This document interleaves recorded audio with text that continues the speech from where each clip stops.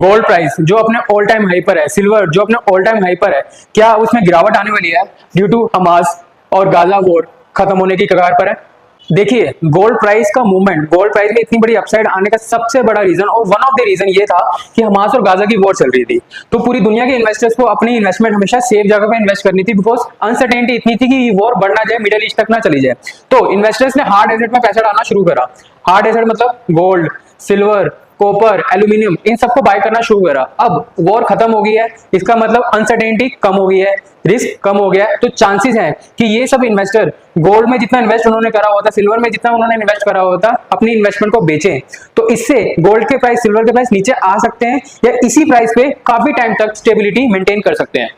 और दूसरा सबसे बड़ा रीजन ये है कि यूएस डॉलर अब स्ट्रांग होगा, आगे जाके और भी ज्यादा स्ट्रांग होगा, बिकॉज जो भी वॉर चल रही थी हमास और इजराइल के बीच में, चाहे यूक्रेन और रशिया के बीच में, इसकी वजह से क्या हो रहा था कि यूएस ज्यादा प्रिंट कर रहा था, जिससे वो इन कंट्रीज को, इजराइल को, यूक्रेन को लोन बांट पाए। अब क्या होगा कि लोन कम बांटेगा, अपनी यूएस डॉलर इकोनॉमी से वापस खींचेगा, जिससे क्या होगा, यूएस डॉलर स्ट्रांग होगा। जैसे ही यूएस डॉलर स्ट्रांग होगा, जो इन्वेस्टर यूएस डॉलर के बदले गोल्ड खरीद रहे थे, उनको गोल्ड महंगा मिलेगा, सिल्वर महंगा मिलेगा। अब जैसे ही उनको महंगा मिलेगा तो वो इसमें इन्वेस्टमेंट नहीं रखेंगे और वो यूएस बॉन्ड, यूएस ट्रेजरी में ज्यादा पैसा डालना शुरू करेंगे, बिकॉज वहां पे यील्ड बढ़ने वाली है।